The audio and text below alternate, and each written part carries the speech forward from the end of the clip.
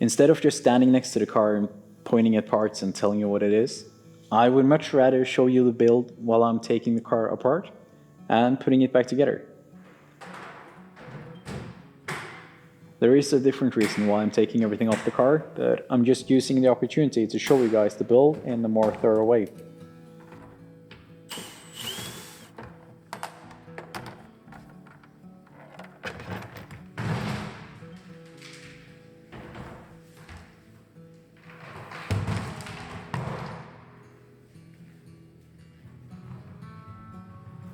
A common claim is having the best Discovery, or the best Land Rover, or even the best Overlander, without considering that we have a bunch of different preferences, different use, and different laws in different countries when it comes to modifying cars. And I myself have gone through several setups with this car alone, because as I've been traveling, my needs and what I want has been changing along the way. But when this car was leaving the factory in Solihull back in 2013, it was already the perfect car. Capable, yet pretty. But that balance is somewhat thrown off as soon as we start to add all these extra parts. It might become more capable, but less efficient. And you might have more storage, but it will not be as elegant.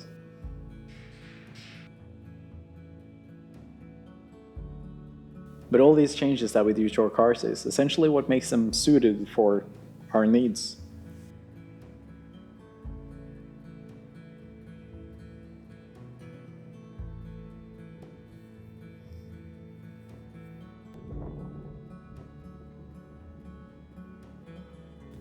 Modifying these cars into travel setups has become quite common after the old Defender went out of production. And even though these are just as capable as the old Defender, the comfort in these are miles ahead. Which is why this car works so well, because you can be driving comfortably down the highway headed for work, and the very next day you can be driving up the same trails that any other overland setup can. Because even straight from the factory, this car is capable of doing a lot. And when you start to build this dream travel setup of yours, you should obviously start with the one thing that really matters, which is the wheels.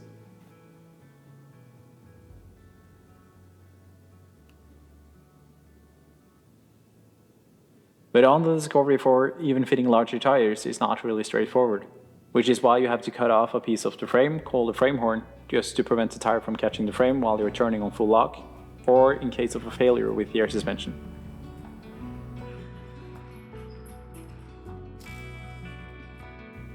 I had this done on my car a few years ago, but the guy I'm renting this garage space from is actually the guy that did this on my car, and he was doing another one this week. So I get to show you guys all the work that goes in just to fit a larger tire.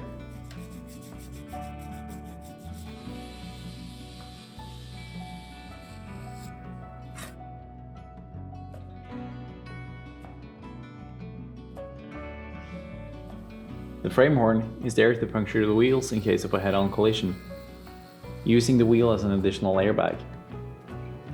And they will still do that, but it's moved an inch back just to prevent revving and eventual damage to the tires.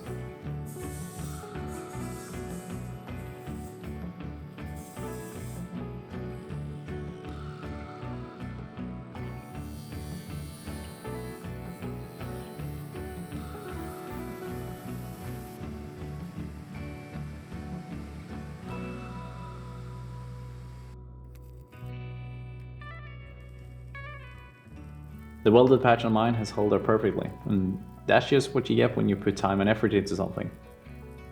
But this also applies the opposite direction. A common mistake or complaint about these cars is that people fix them and it just keeps on failing. And I myself have also repaired stuff that just fails right away.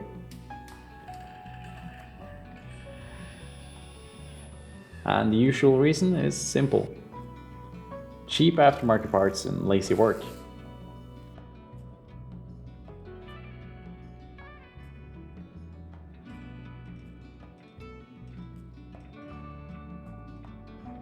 Parts for these is not stupidly expensive, but when you have to change a lot of parts at the same time, it's easy to be tempted with some of the parts advertised for a fraction of the cost.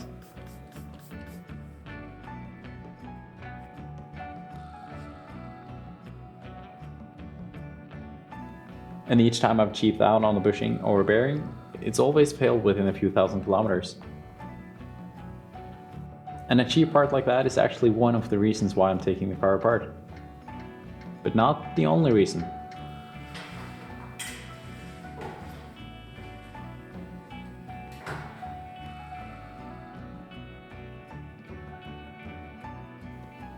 I'm actually getting help from Andreas, the former mentioned garage owner, to weld and build some parts for the car.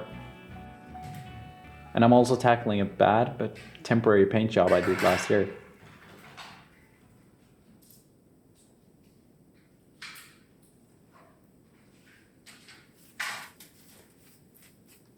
This is just a short update to let you know that I'm not stuck somewhere.